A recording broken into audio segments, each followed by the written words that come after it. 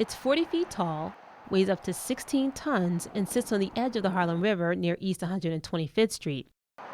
Area residents call it an icon. Well, I know the solar power since been here for 41 years, so I know it's always been there. Everybody's growing up playing over there. City officials call it an eyesore. Visually, it's ugly where it is. It's the East Harlem Salt Pile Facility. This mountainous pile of sodium chloride rock is used to keep area streets and highways drivable during winter storms. The facility has been a fixture on the Harlem River for decades, but if the city has its way, the pile will soon find a new home. Nearly everyone agrees it poses an environmental hazard to the Harlem River and to the air and should have been moved a long time ago. It's an open pile on the waterfront. When the salt gets wet, either because of snow or rain, it dissolves, and some of that dissolved salt ends up in the river. So it's an environmental issue. Now the salt must be relocated so construction can begin on an approach road and ramp to the Willis Avenue Bridge. Ultimately, the area will be a part of the waterfront project connecting the East River Promenade and the Harlem River Park. The Department of Sanitation proposes relocating the salt to an enclosed container to be built a few blocks away at the former Louis Cuvelier Park.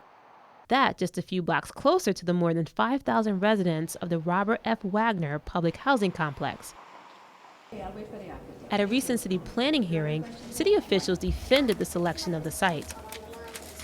The location makes sense in that it's located near the streets and the thoroughfares that will need to be salted. And the park, as it is right now, I say park in quotes, is not used as a park and hasn't been used as a park for quite a while.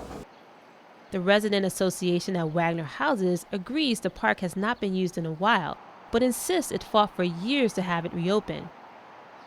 Nearly 10 years ago, the city began using the park between First Avenue and the FDR as a parking lot and storage area.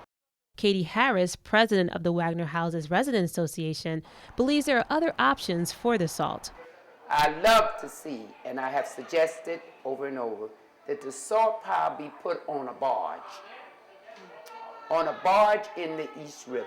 Harris says moving the salt pile closer to residents could raise new environmental and health concerns. I'm afraid it's going to mess up the waterways. We have problem already with water, the greens that's in it.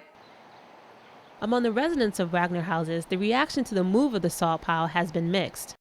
I don't really think it will be a problem as long as they keep everything contained so nobody get hurt.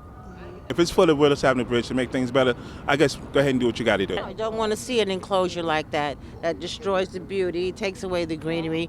We have a lot of greenery in the trees, takes away from the beauty of the projects here and the community. Community Board 11, which represents East Harlem, agrees. While it believes the salt pile should be moved, it objects to other aspects of the proposal. Most notably, the cutting down of 22 mature trees to make room for the 6-story high roofed container that will house the salt. We're particularly concerned about parks and greenery in East Harlem, considering there is so little of it. Rodriguez says the trees will help with health issues in the community. We have one of the highest rates of asthma in the country, and we recognize that trees produce oxygen, which can certainly impact beneficially our asthma rates. So we're looking to increase the level of greenery that we have in East Harlem and plant more trees. The board is requesting a plan from the Department of Parks and Recreation that would outline how the trees will be replaced. The Parks Department insists it will work with the community to develop a plan if the proposal is approved by the City Council. The Sanitation Department promises to give the Parks Department $350,000 to plant trees throughout the East Harlem community. The Planning Commission has approved the proposal. Now it's off to the City Council. If the council gives its support, which is likely, the Sanitation Department could begin construction on the salt pile's new home as early as this summer. And if things go as planned, the new facility will be ready for the first snowfall of 2008. For the New York City News Service, I'm Angela Hill.